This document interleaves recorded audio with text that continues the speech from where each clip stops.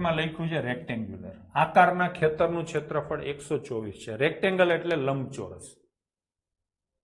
પરિમિતિ અને ક્ષેત્રફળના દાખલા મોટે ભાગે ચોપડીના છે ના આ બધા ચોપડીના નથી પૂછાયેલા છે મેં બેન્કિંગના લીધા જ્યાં બ્રેકેટમાં નથી લખ્યું ત્યાં બેન્કિંગના છે મોટા ભાગના ચલો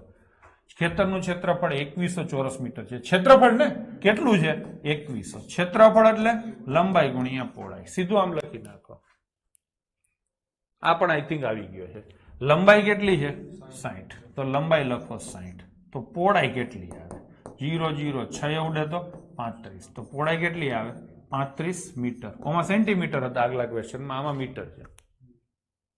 હવે શું કીધું છે પરિમિતિ શોધવાની છે પરિમિતિ એટલે